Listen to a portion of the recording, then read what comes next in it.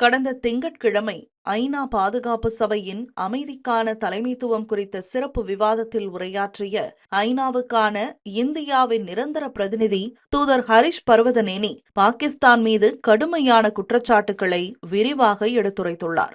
உலகளாவிய பயங்கரவாதத்தின் மையப்புள்ளியாக இருக்கும் பாகிஸ்தான் இந்தியாவிற்கும் அதன் மக்களுக்கும் தீங்கு விளைவிப்பதற்காக எல்லை தாண்டிய பயங்கரவாதத்தை தூண்டுகிறது என்றும் அதற்காக பாதுகாப்பு சபையின் நிரந்தரமற்ற உறுப்பினராக இருந்து கொண்டு பிளவுபடுத்தும் சதிக்கு ஐநா சபையை பயன்படுத்துவதாகவும் கூறியுள்ளார். முன்னதாக ஜம்மு காஷ்மீர் குறித்து பாகிஸ்தான் வைத்த கருத்துக்களை முற்றிலுமாக மறுத்த ஹரிஷ் பர்வதனேனி அவையெல்லாம் ஆதாரமற்றவை மற்றும் தேவையற்றவை என்று நிராகரித்துள்ளார். பயங்கரவாதத்திற்கு நிதியுதவி செய்து வரும் பாகிஸ்தானின் நீண்டகால வரலாற்றை விவரித்த இந்திய தூதர் பகல்காம் பயங்கரவாத தாக்குதலுக்கு பின் சிந்து நதிநீர் ஒப்பந்தத்தை நிறுத்தி வைப்பதற்கான சரியான காரணத்தையும் விவரித்துள்ளார்.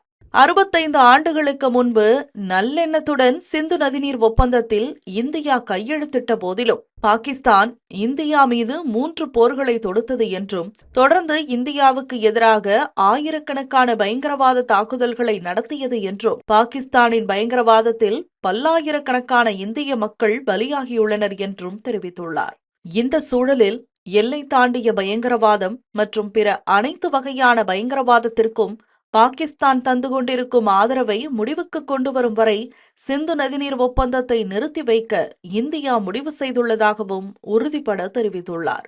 முன்னாள் பிரதமர் இம்ரான்கானை சிறையில் அடைத்தது, அவரது கட்சிக்கு தடை விதித்தது, 27வது சட்ட திருத்தத்தின் மூலம் ஒரு அரசியலமைப்பு சதி அரங்கேற்றியது, அதன் வழியாக அசீம் முனீரை பாதுகாப்பு படை தலைவராக்கியது மற்றும் அசீம் முனீருக்கு வாழ்நாள் முழுவதும் பாதுகாப்பு வழங்கியது ஆகியவற்றை குறிப்பிட்ட ஹரிஷ் பர்வதனேனி மக்கள் ஜனநாயகத்தை குழி தோண்டி புதைத்த பாகிஸ்தானின் உள்நாட்டு அரசியல் குழப்பங்களையும் எடுத்துரைத்தார். மேலும் அடியலா சிறையில் இம்ரான்கானுக்கு இழைக்கப்பட்டதாக கூறப்படும் மனிதாபிமானமற்ற சிகிச்சை மற்றும் சித்திரவதை தொடர்பாக ஐநா சிறப்பு பதிவாளர் ஆலிஸ் ஜில் எட்வர்ட்ஸ் எழுப்பிய கேள்விகளையும் ஹரிஷ் பர்வதனேனி சுட்டிக்காட்டியுள்ளார்.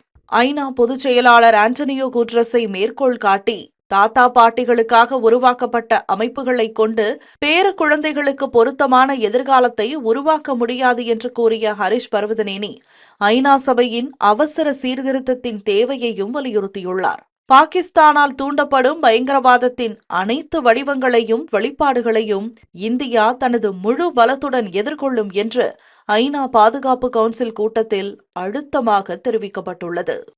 மதுரை மக்களே, மதுரை சிட்டிக்குள்ள அதுவும் உங்க பட்ஜெட்குள்ளேயே பிளாட் வாங்கணுங்கிற கனவு இப்போ கைக்கூடி வந்தாச்சு. மதுரையின் முதல் ப்ராஜெக்டில் ரோட்டுக்கு காசு இல்லாததால் 72 மணி நேரத்தில் 533 மனைகள் விற்கப்பட்டன. மீண்டும் ரோட்டுக்கு காசு இல்லாமல் பிரீமியம் வில்லா மனைகளை மதுரை வேலம்மாள் மருத்துவக் கல்லூரி அருகில் அறிமுகப்படுத்துகிறோம். Launching G Square Vagay Crest, Madurai Velammal medical college அருகில். Early bird price RERA approved villa plots வெறும் 9.9 lakhs %. சிட்டிக்குள்ள பிளாட் உங்க கனவு வீட்டுக்கான perfect spot. For bookings call